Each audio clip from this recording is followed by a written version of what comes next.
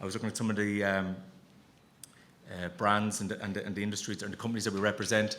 I think it's close to 30,000 jobs in the room today that we represent, and close to 30 billion euros in exports just in the room today. There's some people not here, so I didn't include them, but that's kind of the numbers we're talking, and 30,000 people's lives, in terms of jobs, so we want to keep them, we want to grow them.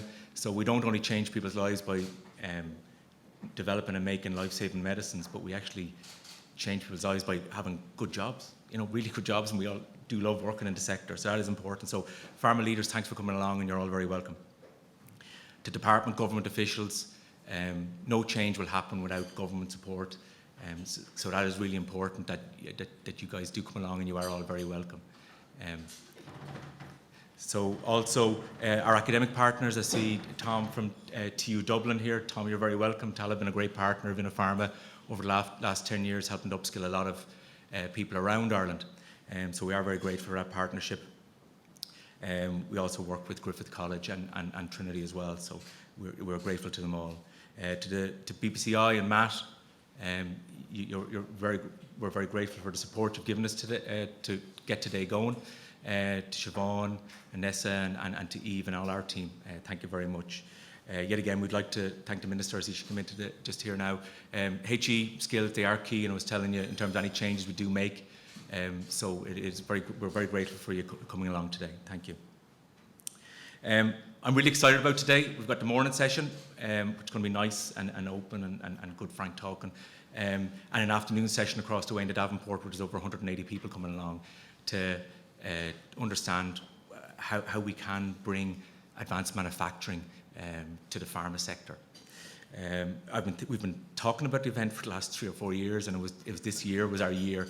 Geez, we can't let the year go without doing this event and getting people in a room, so we're delighted. Ireland, we're an island of developers and manufacturers, whether we develop code or whether we develop life-saving drugs or whether we make them. That's what we do. So the competitiveness is key to that. If we don't stay competitive in how we do that, it will go somewhere else. So that is key. And that's not just an Irish problem, that's a European problem. And at a European level, the Council, the Commission are really acutely aware that those changes need to happen within these high-tech manufacturing sectors, and that skills is a key part to support that change. And that's where we fit in Innopharma. That's what we try to do. We try to help companies and be there to support those changes, whether it's our education and skills division, whether it's our technical service division for where you can't get people to do your validation qualification, or even QC analysts, you can't get them now. So we're trying to come up with innovative ways to develop more people to add to that pool. And then, of course, our technology division, where we've developed our sensors and our advanced manufacturing platforms to get machines talking and to really help develop products quicker and to make stuff in a more efficient and safe way. And Industry 4.0 is key to that change, is key to that competitiveness.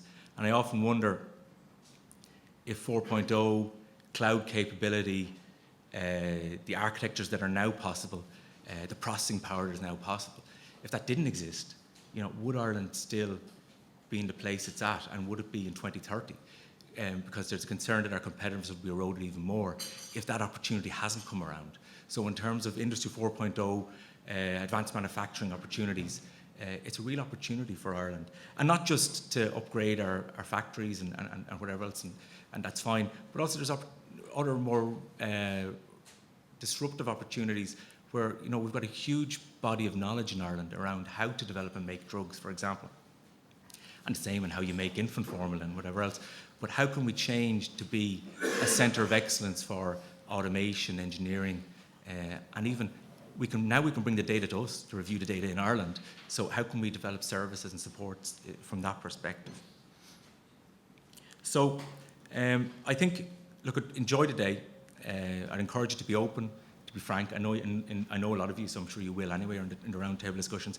Please engage with Henrik in terms of his talk. He does a lot of questions, so he'll want a lot of answers, but I know you will give them as well. So thanks very much for coming along. I do appreciate it's not easy to get into the city centre for a 9 o'clock start. I noticed more of you were here even earlier than that, so I'm really impressed.